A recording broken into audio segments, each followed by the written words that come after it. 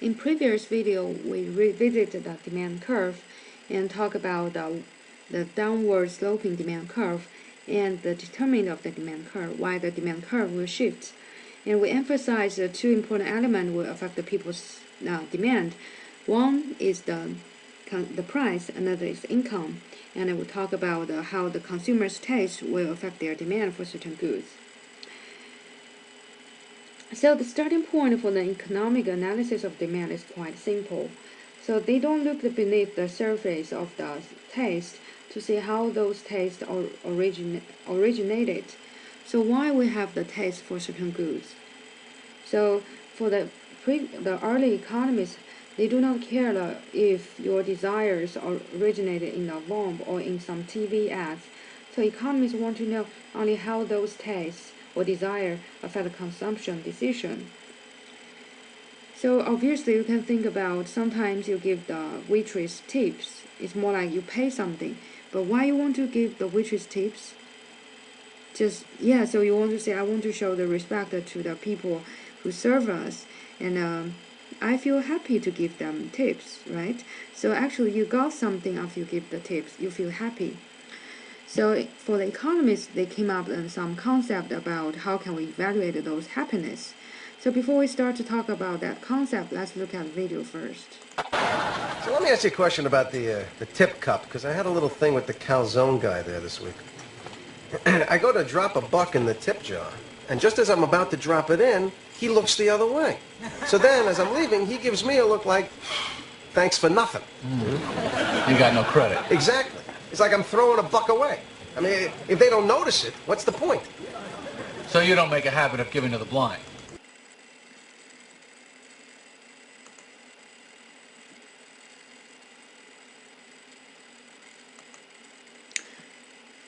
In order to measure the happiness, economists came up with an idea or a new concept it called utility.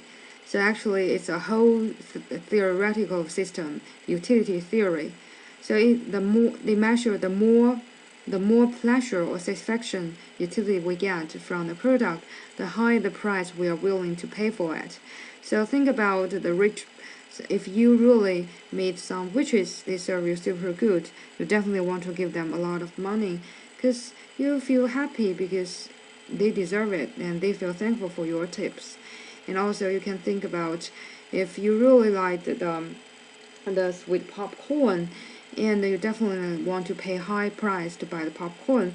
But for me, I'm not a big fan for the popcorn flavor, so I seldom to pay money to buy the popcorn. So you can find the relationship between your willingness to pay and your pleasure or utility get from that product. So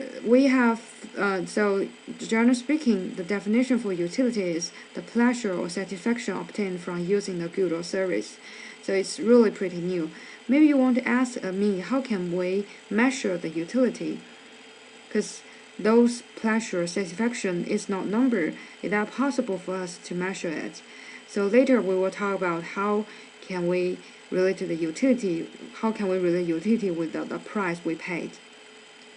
So before we move on, you need to know another two concepts related to utility. The first is called total utility. So that is amount of the satisfaction obtained from the consumption of the cereal products. So that means if you eat one bread when you are hungry and you eat one bread and you feel a little bit happy because you are hungry, and then you consume the second one, and then you keep accumulating you keep eating the bread, and your happiness will be accumulated. So the total utility means the amount of the satisfaction obtained from the consumption of the cereal products. And the second concept related to utility is called marginal utility. So that is the change in total utility obtained by consuming one additional unit of the product. So for instance, you already eat 3 bread, and then you start to eat the 4th bread. So the marginal utility for the 4th bread is after you finish the 4th bread, how much more happiness you gain from just eating the 4th bread. So that is the additional change in the total utility obtained by consuming one additional unit of the product. So in the homework 5, part 2, we will have more practice on calculating marginal utility. And at that point, we will introduce the formula to assist you calculating the marginal utility. And the next video, we will focus on talk about the law of diminishing marginal utility.